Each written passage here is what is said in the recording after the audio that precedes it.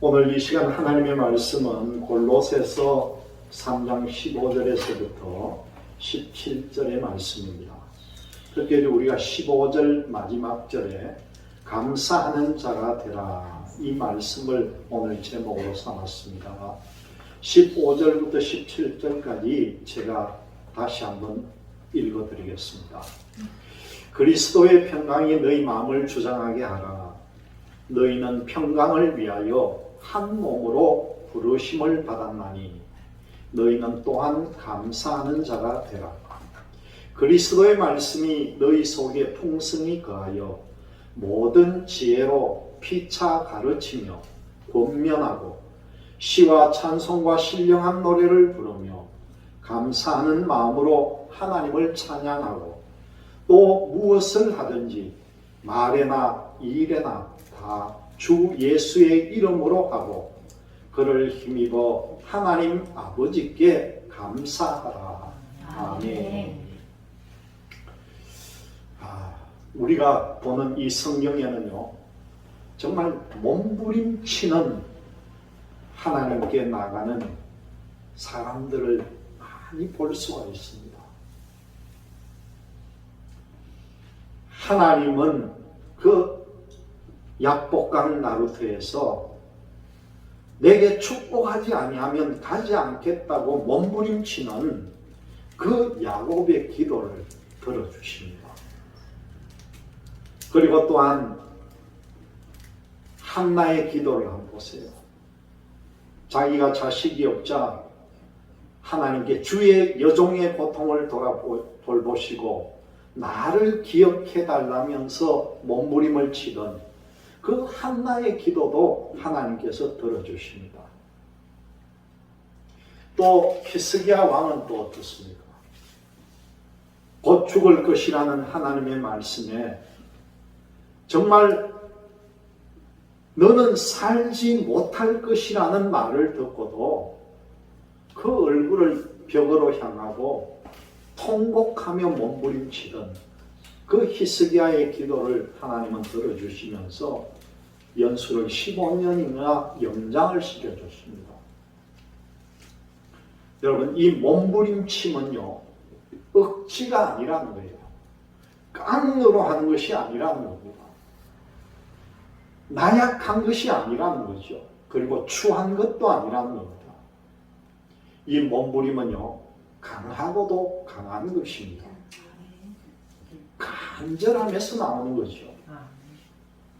그렇기 때문에 숭고하기까지 하고요, 그 끝이 아름다운 것으로 변한다는 것입니다. 그 물고기 뱃속에 들어가가지고 사흘 동안 몸부림치던 그 요나를 한번 보세요. 이 요나의 몸부림이 물고기의 입을 열게 하고 다시 뱃속으로부터 탈출하는 생명의 문을 열어주었습니다. 사도 바울은 또 어떻습니까? 그 빌립보 감옥에서 간절히 기도할 때에 그 묶인 쇠고랑을 깨뜨리고 감옥의 문을 열고 그렇게 나오게 됩니다. 그리고 또한 다니엘도 한번 보세요. 그 굶주린 사자 굴 속에서도요, 다니엘의 이 몸부림이 그 사자의 입을 봉하게 만들고 하늘의 문을 열었다는 거죠. 여러분, 예수님께서는요, 우리를 불쌍히 여겨달라고 하던 그 나병 환자들의 그 몸부림치는 모습을 보고 그 10명의 모든 나병 환자의 병을 깨끗하게 고쳐주셨습니다. 이렇게 기적을 체험한 사람들이 그 다음에는 어떻게 해야 되겠습니까?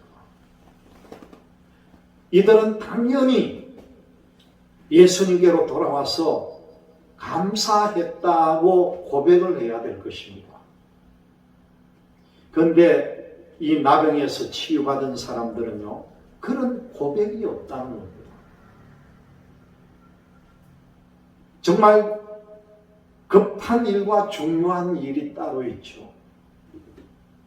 그리스도인들에게는 정말 중요한 것이 있는데요, 영적인 호흡이라고 하는 이 기도와 그리고 영의 양식이라고 하는 말씀과 예배가 있어야 한다는 겁니다.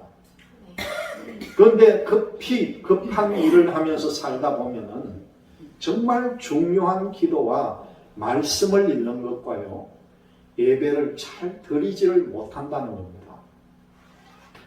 누리고 살아야 할 그 하늘의 기쁨과 영적인 풍성을 누리지 못하고 살아가는 사람이 얼마나 많은지 모른다는 것이죠. 성공한 사람들의 7가지 습관이라는 책을 지었던 이 스티븐 홉이라는 사람이 있는데요. 이 사람이 주장하는 내용을 보니까 인생에서 성공하려면 지금 당장에 시급하지는 않지만은 중요한 일에 몰두하라, 그런 말이 있습니다. 이게 무슨 말입니까?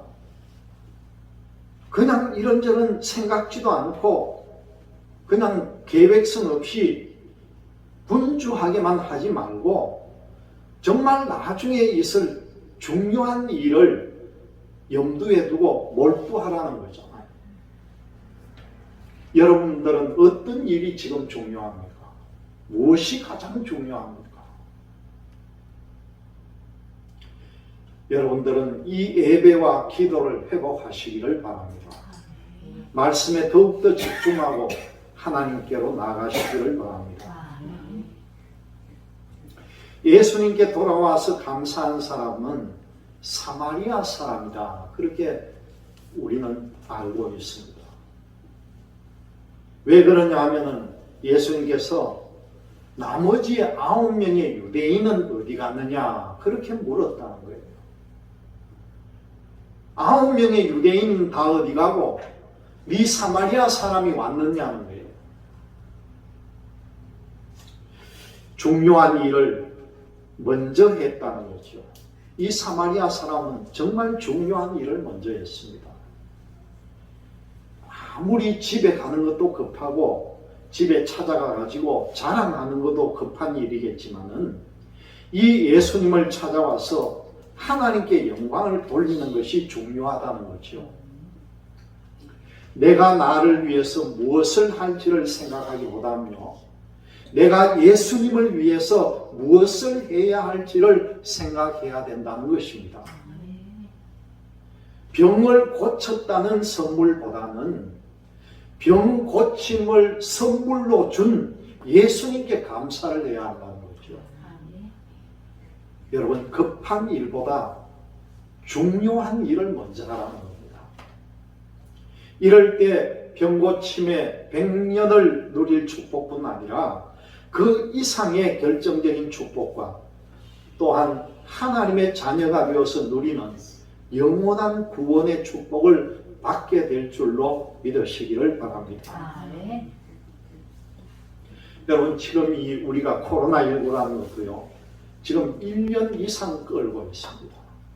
1년도 훨씬 넘었습니다. 이게 가장 큰 문제는 코로나19라고 하는 이 바이러스도 문제지만요, 이 바이러스 때문에 생겨난 지금 사회나 경제적으로 불신과 갈등이 얼마나 커졌는지 모릅니다. 코로나19 이거 백신 문제 때문에 정쟁도 하고 있습니다. 그리고 영적인 나병과도 같은 질환이라고 우리는 볼 수가 있는 거죠. 이 바이러스는 손을 잘 씻고 불필요한 모임을 자제하고 조심하면은, 거리 두기를 확실하게 하면은 어느 정도 예방할 수가 있는 그런 질병입니다. 그러나 이 오랫동안 지속된 코로나 바이러스로 인해서 오는 불안감은요, 우리를 죽음으로까지 내몰고 있다는 거예요. 그래서 신조어가 생긴 게 뭡니까? 코로나 블루라고 얘기합니다. 코로나로 인해서 우울증이 생긴다는 거예요. 코로나 블루는 코로나19와 우울감을 나타내는 블루가 합쳐져 있는 새로 생긴 말입니다. 이 코로나19 확산으로 일상에 큰 변화가 닥치면서 생긴 우울감이나 무기력증을 뜻한다는 거예요. 그런데 지금은 이 코로나 블루도 넘었습니다. 그래서 코로나19로 인한 분노를 코로나 레드라고 표현을 하고요. 또 코로나로 인해서 화병이 생기는 걸 코로나 앵글이라고 말합니다. 그것뿐인 줄 압니까? 이것으로 인해서 절망과 포기를 나타내는 신조어가 생기는데요. 코로나 블랙이라고까지 얘기합니다. 이거 하나를 위해서 얼마나 많이 파생을 시키고 사람들이 심적으로 고민에 빠져 있고 나타나는지 모른다는 거죠. 여러분, 이것을 이기는 방법이 무엇이겠습니까? 이것을 이기는 방법은요, 다른 데 없습니다. 여러분, 잘 들으세요.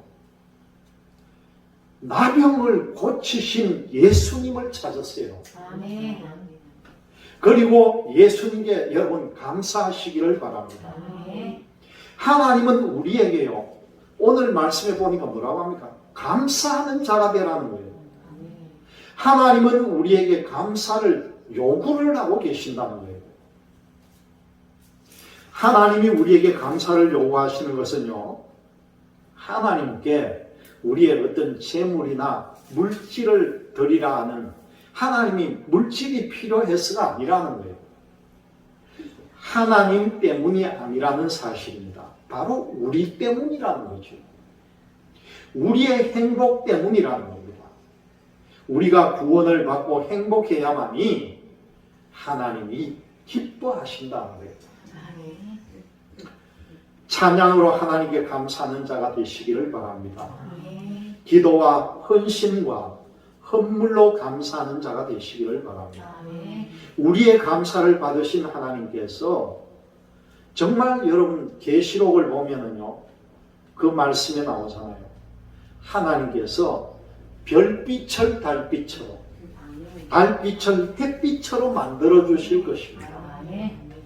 그리고 눈물을 기쁨으로, 슬픔을 감사로 바꾸어 주실 것을 믿는 여러분들이 되시기를 바랍니다. 여러분, 이 감사는요, 우리를 향하신 하나님의 뜻이다, 그렇게 말씀합니다. 감사는 감사하는 자의 마음에 평강이 임하는 축복의 통로가 됩니다. 우리가 감사하지 못하는 것은요, 감사의 조건이 없기 때문이 아니라 그 감사를 깨닫지 못하게 방해하는 마음과 또 비교하는 의식 때문에, 그리고 나의 욕심 때문이라는 거예요. 오늘 본문 말씀 가운데 사도 바울은요, 성도들의 삶은 감사하는 삶이어야 한다, 그렇게 말하면서 우리에게 교훈을 주고 있는데요. 감사하는 자가 되기 위해서는 15절의 말씀을 보니까 그리스도의 평강이 마음을 주장하게 하라, 그렇게 말씀에 나옵니다. 누구든지 그리스도 안에 있으면은 새로운 피조물이라는 거죠. 하나님과 화목하게 하시고 또한 화목하게 하는 직분을 주시고 화목하게 하는 말씀까지도 주셨습니다. 로마서 14장 17절을 보면은요, 주께서 우리 마음에 오시면은 먼저 심령천국이 이루어져서 하나님의 나라는 성령 안에서 의와 평강과 희락이라는 것을 깨닫게 해준다는 거예요.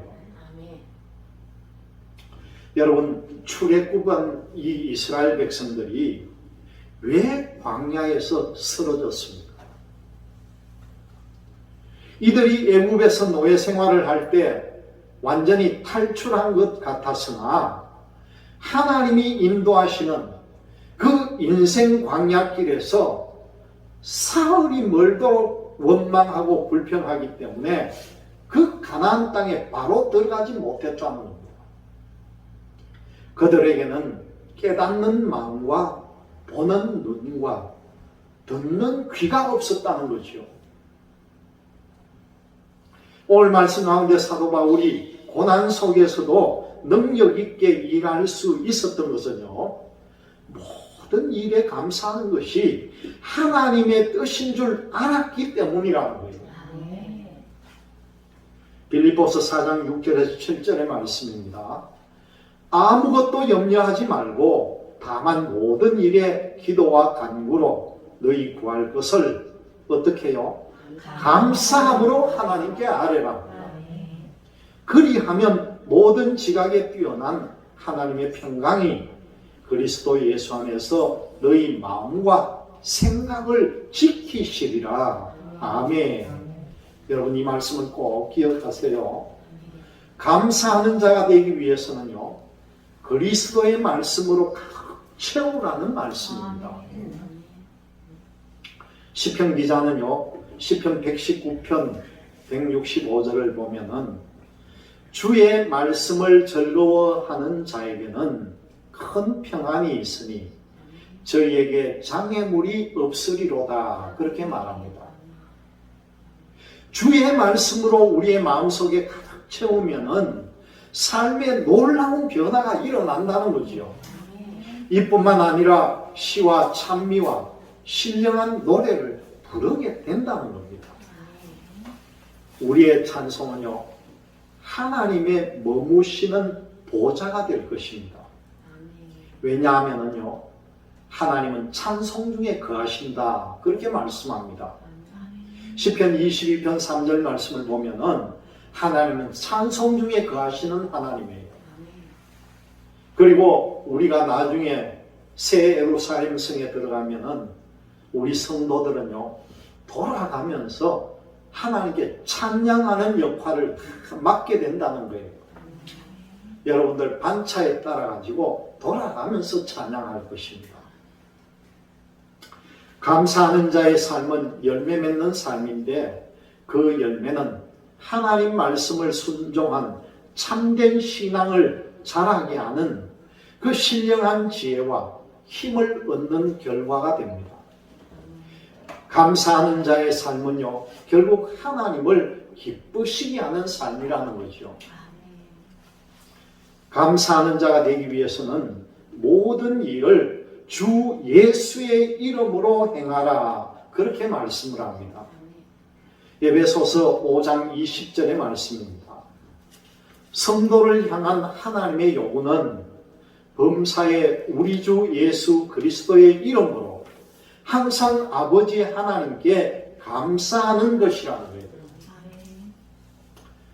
유대인의 제서인 이 탈무드를 보면요, 세상에서 가장 행복한 사람은 지금 이 모습 그대로 감사하며 사는 사람이라는 거예요.